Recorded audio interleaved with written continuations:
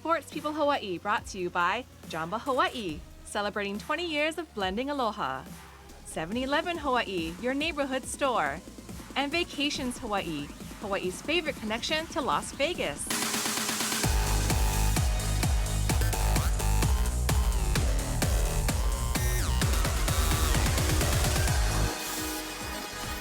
Aloha, everybody. Welcome to another edition of Sports People Hawaii. I'm Howard Deshevsky, and again, we got a great show coming your way, beginning with a woman who is tough as nails. Recently completed a run around the entire island of Oahu. Also, he was the original godfather of drag racing here in Hawaii, the original Hawaiian Punch. We talked to Roland Leong about his great career and about being inducted into the NHRA Hall of Fame. And during the pandemic, a lot of kids got stuck in their homes, didn't have an opportunity to get out. Well, now they're back, they're having fun, and we meet one man who makes sure these kids have a good, strong mentor to get them headed in the right direction. We'll have these stories and much more coming your way on this edition of Sports People Hawaii, but first, as always, we get things started with another tip to help you get fit quick.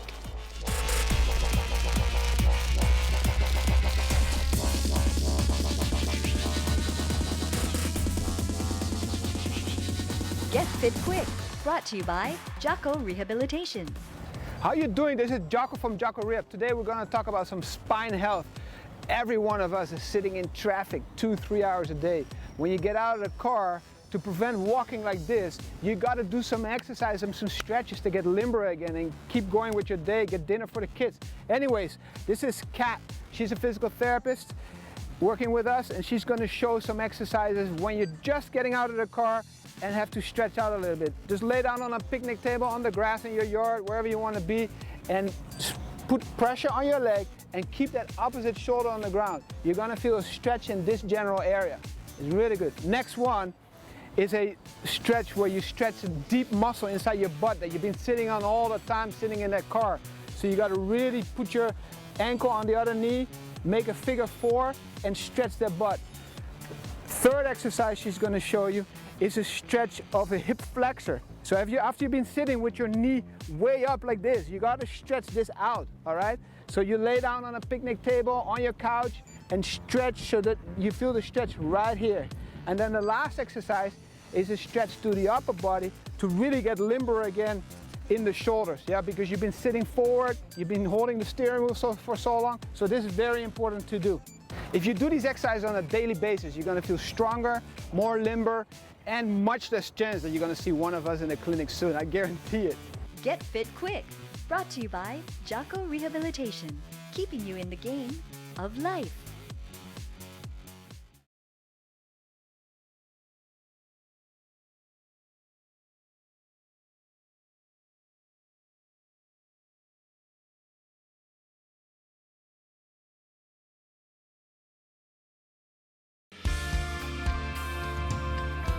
This segment of Sports People Hawaii is brought to you by 7-Eleven Hawaii, your neighborhood store.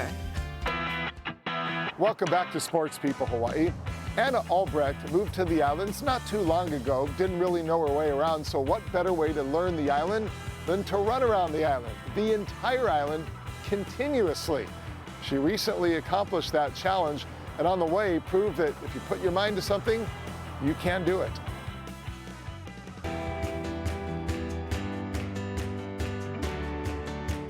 Anna Albrecht has been running nearly her entire life, not running away from anything, just running because she loves it.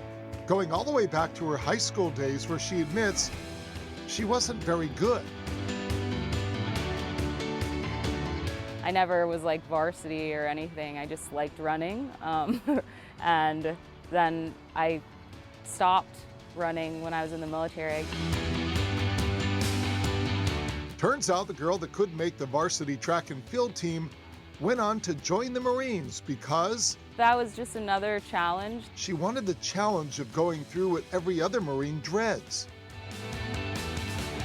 I knew it was going to be hard, and I was just really intrigued with boot camp and that challenge. That was really the main reason I joined, which sounds kind of silly now. I'm like, I knew nothing. But I think like following that, just like that, I don't know, that want to just see like what my body can go through, and doing something that was the hardest thing I'd ever done, and surviving on the other end, on the other side of it. Like you can do anything. Fast forward to the present when Anna attempted for the third time to run around the entire island of Oahu, about 135 miles in all. The third time was the charm. It had to be because I was not doing it again. I think ultra running is mostly mental, honestly. Like, it obviously takes a lot of physical preparation, takes a lot of training and a lot of miles, but I think building that base takes a lot of years.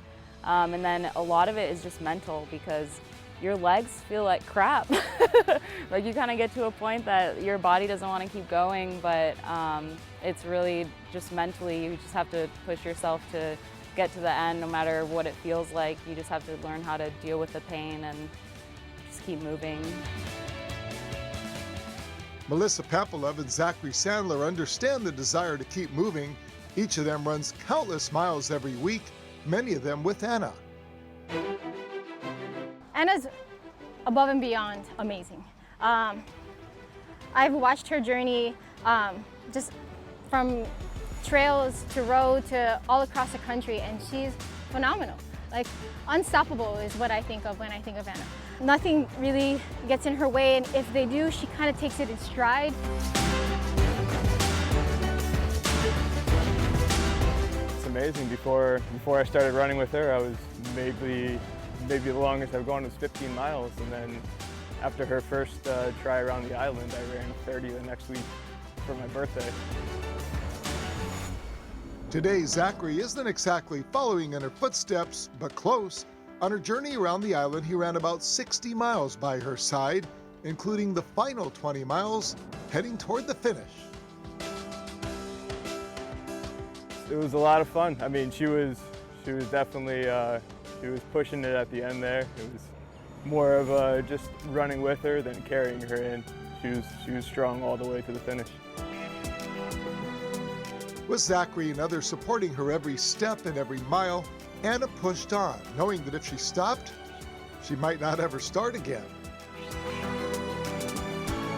I stopped, I mean, as little as possible. I think the first time I stopped was, it had to be after 30 miles or something. I stopped and changed my shoes, and then it's just kind of like, if you stop for too long, you start to get cold and your muscles get cold, and then it always hurts more to start going.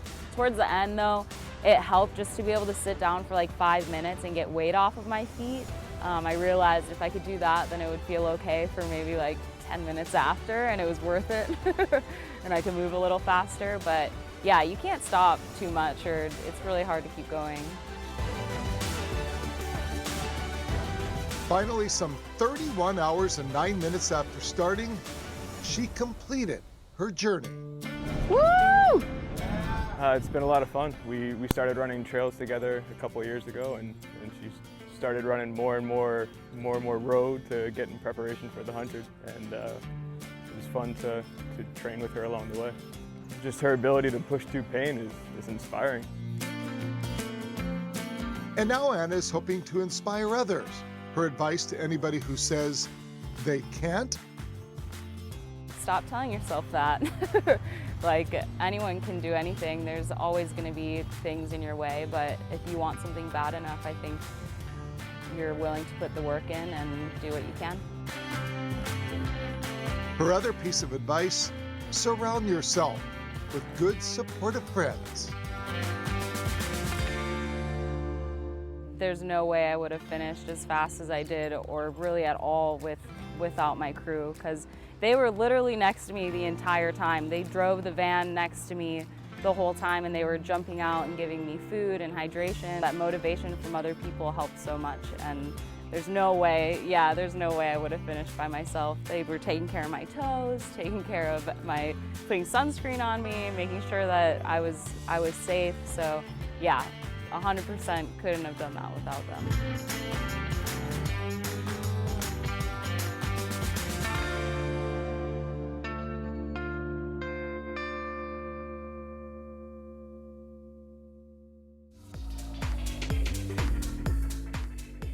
Definitely good to have a lot of close friends and support, especially for a journey like this. And by the way, she already has her next challenge in mind, though she's not quite ready to share it with us yet. When she does it, we'll share it with you.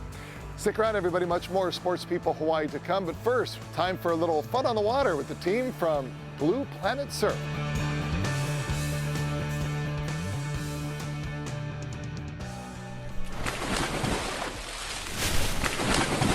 Fun on the Water, brought to you by Blue Planet.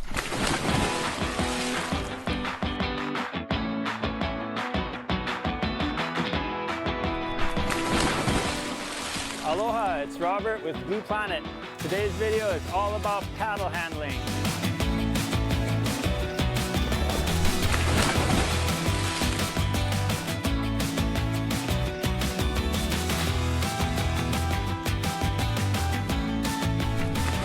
So the first important thing is how to hold your paddle. Most beginners hold their paddle backwards, which is like this. This is the wrong way to hold it.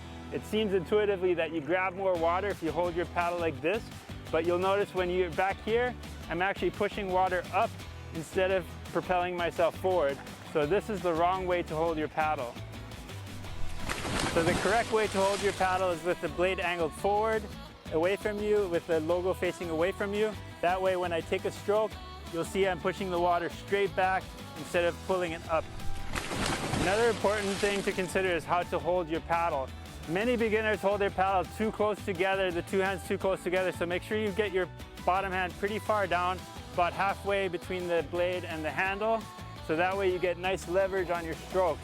So when you're switching sides, make sure you place the hand in the same place on both sides.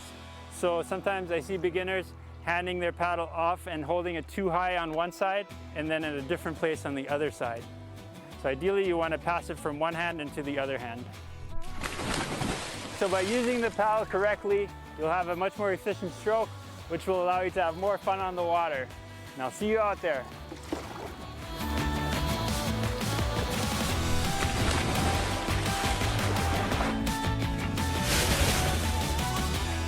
Blue Planet, find paradise.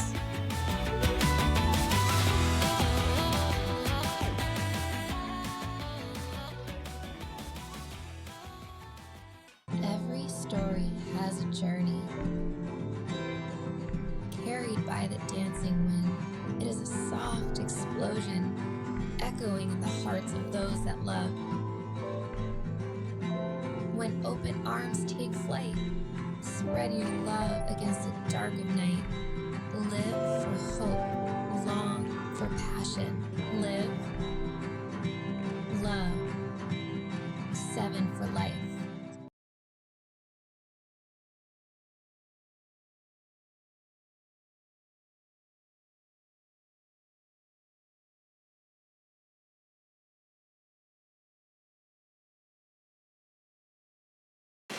This segment of Sports People Hawaii is brought to you by Jamba Hawaii, celebrating 20 years of blending aloha. Hey, welcome back, everybody. Roland Leong was really the original Hawaiian Punch. His Hawaiian dragsters and then funny cars were some of the winningest cars in the entire NHRA circuit. And recently, he was inducted into the Racing Hall of Fame.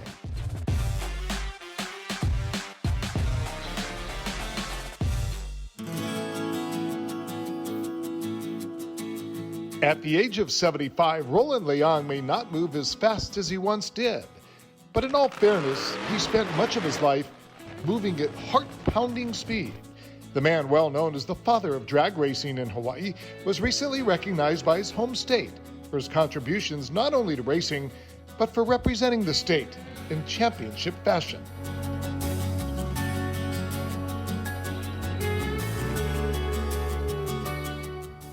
Happened to be nominated to be in the International Drag Racing Hall of Fame. And I thought that was a big deal. But to me, this is a bigger deal. Leong's Hawaiian Top Fuel dragsters swept the National Hot Rod Association's 2 national events in 1965. The same year, he left Hawaii for the mainland. He then swept the same 2 national championships the following year. Now, to be honored after all these years by the state that he still refers to as his home means everything. Very humbling experience. Like I say, I was inducted into the International Hall of Fame, Drag Racing Hall of Fame. And this is just unbelievable to be recognized by the, I guess, where I was born and raised. He says when he looks back at his days as a child, tinkering around with cars in the garage, he had no expectation of becoming a Hall of Fame racer, but he says it was always his dream. Thinking about it, evidently it was, because that's all I ever did all my life. I never knew I'd be never knew you could make a living doing it. And even when we were doing it, never knew we could make it. We just did it. And at that time, I guess we learned from our mistakes. Hopefully we didn't make too many of them and never repeated our mistakes more than once. Leong says his road to success wasn't easy, and making matters more challenging, the initial lack of support from his family. Believe it or not, my parents were very educated, and I'm the least educated one of my whole family. My father had a master's degree from Harvard in 1934. Unbelievable. Owned his own insurance company. And I guess I'm the only son, so you know what that means in an Asian family. Anyway, but I guess I took my own path. Much to his delight, that path eventually included his mom, who not only supported him, but jumped all in. She was way ahead of her time, way ahead. Thankfully, somebody supported my interests or my love, I would say, and I guess she had no choice, but like I say, thank you, Mom. She's up there, and I'm pretty sure smiling. With his days in the fast lane now in the rearview mirror, Leong prefers to spend his time sharing his knowledge and focusing on the future.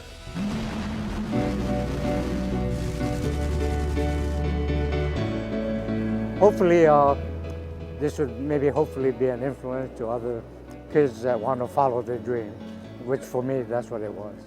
He's already led other Hawaii boys to the big time, including brothers Todd and Scott Okuhara, who are enjoying success at the highest levels of the sport.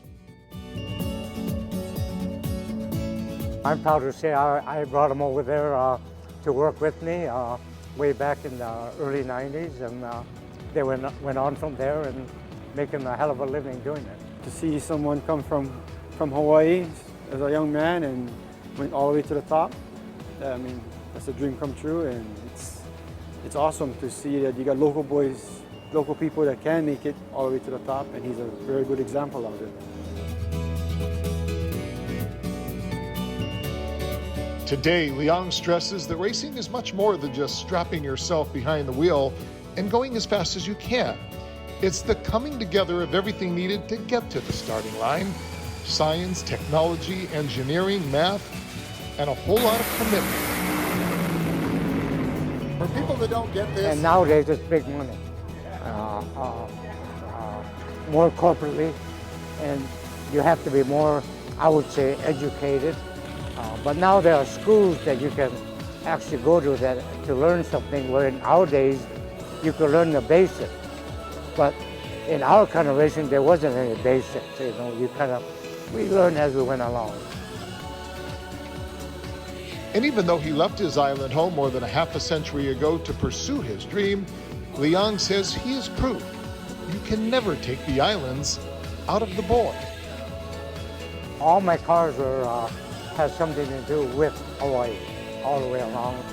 Sponsored by King's Hawaiian Bread, Hawaiian Punch. And even when I wasn't sponsored by a Hawaiian company, it always had the Hawaiian name written on it. So yes, I guess those are my roots, and I'm proud of it. Boy, I tell you, cars have changed so much since his day, but still, he was one of the originals and still one of the best of all time. And stick around when we come back, a man who makes sure to always put children first.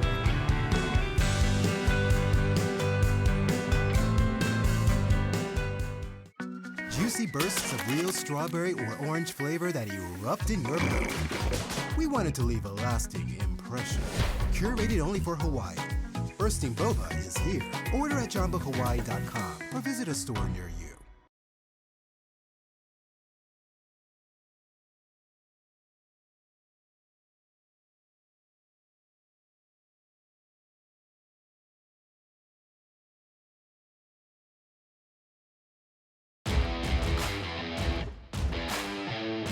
This segment of Sports People Hawaii is brought to you by Vacations Hawaii, Hawaii's favorite connection to Las Vegas. Welcome back to Sports People Hawaii. Over the last year, many of us have suffered through this pandemic. Of course, children, they've had it the toughest. No team sports, no getting together, no playing in the great outdoors. Recently, that's changing. And one man who is always there to put children first is a man named Warren Lilo. Every Friday and Sunday nights, something highly improbable, almost magical, happens at Haka'ako.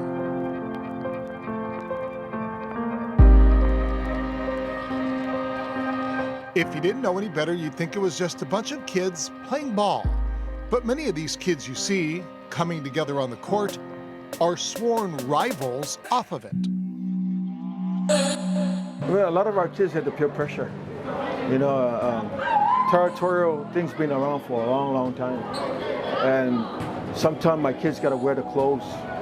They got to put their rag back on just to get home because they feel safe. If not, they're going to, you know, people are going to check on them or call them out or whatever. But, you know, that's something that I really believe that it's a transition that they're going through. I grew up in the housings, and all I saw was, you know, violence, anger, you know, selfishness, and all that growing up. Uncle Warren taught me how to change my perspective.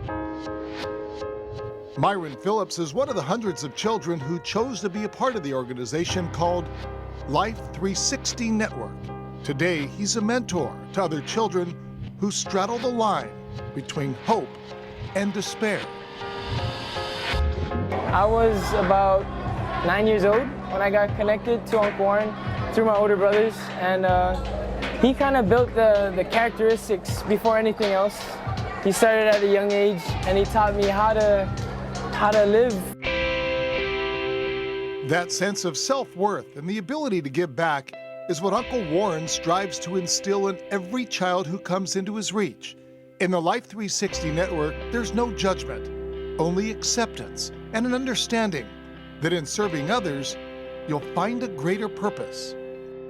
The reason why he makes such a positive impact in the life of young people all over this state is because somebody did it for him. And what was done for him, he's simply doing for others. He has a genuine care to see young people succeed no matter what, willing to do whatever it takes, willing to go to the ends of the earth, go above and beyond to give young people opportunities, resources, and just help develop their character. Building on his own life lessons, Lilo has become much more than a basketball coach. He's become a life coach, working to build up self-esteem while at the same time breaking down barriers. So 2 things that inspire me about Uncle Warren, his persistence and his fire. Like when he desires to do something in the community, like he really goes for it. He always comes at us like, yo, are we gonna do this or what? Let's go. Like if you ain't ready, I'm ready. I'll grab the kids. Let's do something. I'm just ready to go.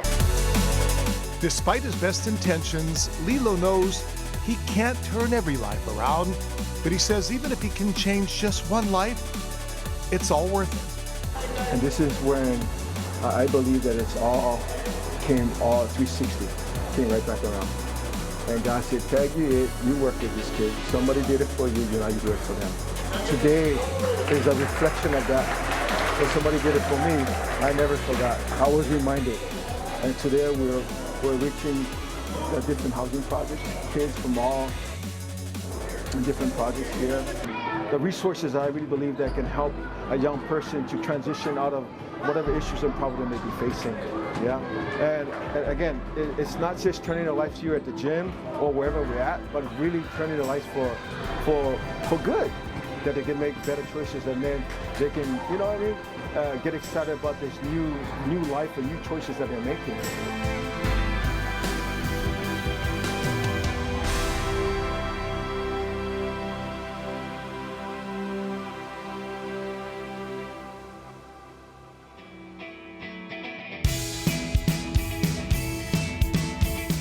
Great stuff, Warren, and thank you for everything you do for our keiki. And that does it for this edition of Sports People Hawaii. As always, mahalo to the guys at Nike Golf for keeping us dry, fit, and cool. And until next time, take care of yourself, wash your hands, stay healthy, and we'll see you on Sports People Hawaii.